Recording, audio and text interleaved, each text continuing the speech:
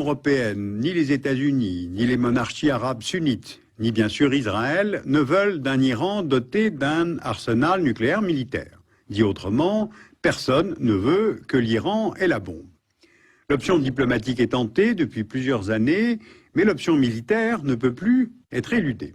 Donc aujourd'hui, je vais vous décrire la simulation d'une attaque en m'appuyant sur les études qui ont été faites en 2009 par deux chercheurs, Toucan et Kordsman du CSAS à Washington, et par le français Sami Cohen du CERI au CNRS. Voici une carte de la région du Moyen-Orient. 1600 km séparent Israël de l'Iran. On sait que l'État d'Israël est doté de l'arme nucléaire depuis plusieurs années, avec pour politique de ne pas confirmer ni nier cette capacité militaire. Israël complète sa volonté de dissuader de toute attaque par ce qu'on appelle la doctrine Begin, à savoir interdire à tout autre État de la région de devenir lui aussi détenteur de l'arme nucléaire. C'est pour cela que l'aviation israélienne a bombardé l'Irak en juin 1981 pour détruire le réacteur nucléaire de Zirak et retarder ainsi considérablement le programme nucléaire irakien, qui d'ailleurs n'a jamais vu le jour. Et bombarder la Syrie en septembre 2007 pour détruire le réacteur nucléaire syrien de Deir ez-Zor. Donc, qu'en est-il de la réflexion concernant le cas iranien? Depuis le temps que les tergiversations durent et que l'Iran parvient à gagner du temps, tout en poursuivant son programme nucléaire, certains stratèges israéliens et américains plaident pour des frappes préventives avant que l'Iran ne franchisse le seuil nucléaire militaire. Pour les Israéliens, la bombe iranienne serait prête avant 2012 et pour les experts de la CIA vers 2013 ou 2014. Or, il faut bien voir que nul n'osera plus attaquer l'Iran une fois que Téhéran sera doté de l'arme nucléaire. C'est d'ailleurs bien le but du régime iranien, sanctuariser son territoire. Alors les experts estiment qu'il faut donc frapper avant. Comment? En envoyant des avions opérer un bombardement loin de leur base, puis revenir ensuite. A priori, ça, on sait faire. Sauf qu'une telle attaque ne se justifie que si elle met fin au programme iranien, ou au moins le retarde énormément. Or, les objectifs sont difficiles à atteindre et l'opération est très complexe à monter. Pourquoi? Analysons donc la trajectoire, les objectifs, les profits et les pertes. Décollant d'Israël, par où ces avions devraient-ils voler? Les militaires ont repéré 3 couloirs aériens. L'itinéraire idéal passe par la Jordanie et l'Irak. Il est central, il est plus court, mais pose des problèmes de relations diplomatiques avec la Jordanie, avec qui Israël a signé un traité de paix en 1994. Le couloir numéro 2, au sud, passe par la Jordanie, l'Arabie saoudite, l'Irak, et pose donc les mêmes problèmes diplomatiques. Le 3 passe par le nord. Il longe la frontière Syrie-Turquie, traverse le nord de l'Irak avant de pénétrer dans l'espace aérien iranien. C'est le plus plausible, mais c'est le plus long, donc le plus repérable. Pour s'avancer sans être repéré, l'armée de l'air israélienne devra être dotée de technologies de pointe pour brouiller réseaux de communication et radars des pays survolés. L'armée de l'air a d'ailleurs déjà fait usage de cette technologie lors du raid contre le réacteur nucléaire syrien en septembre 2007. On note aussi qu'en 2008, elle a acquis 2 avions Gulfstream G550 munis de puissants dispositifs de brouillage.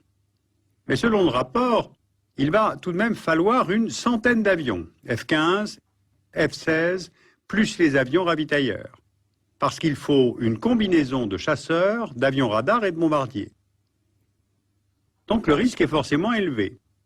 Le système iranien anti-aérien serait composé de toutes sortes de batteries de missiles sol-air, le Rapier, les missiles Hawk et Stinger américains, le Crotale français, et l'armée de l'air iranienne dispose aussi de 158 avions de combat, moins performants, mais pouvant intercepter l'aviation israélienne. À cela s'ajoute l'interrogation suivante des experts. L'Iran a-t-il ou non acquis récemment le système antiaérien SA-12 Giant russe à la suite de transactions secrètes avec Moscou? Si c'est le cas, l'espace aérien iranien est soit impénétrable, soit l'attaque entraîne de 20 à 30% de pertes, ce que Israël ne veut pas se permettre. Pour éviter les pertes humaines et d'appareils, l'autre option serait donc d'aller frapper avec des missiles israéliens, les Jericho 3, qui sont entrés en service en 2008.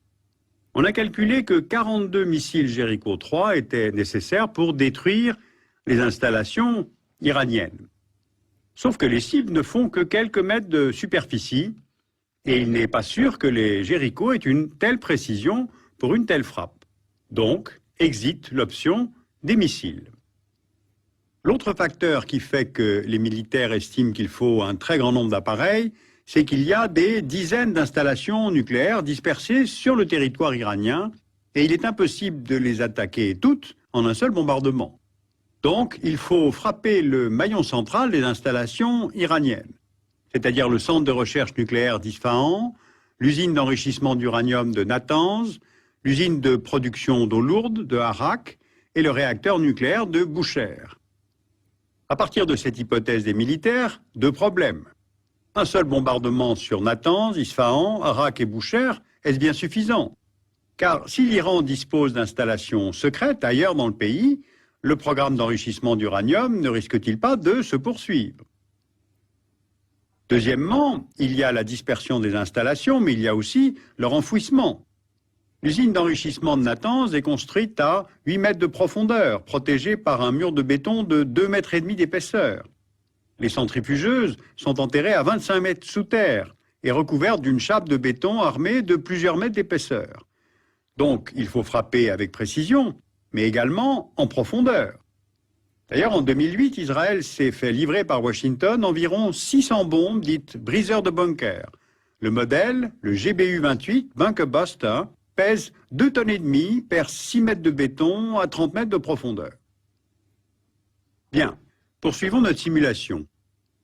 En cas de succès, que peut-on anticiper comme dégâts humains, comme effets collatéraux, comme représailles sur Israël et comme conséquences pour la région?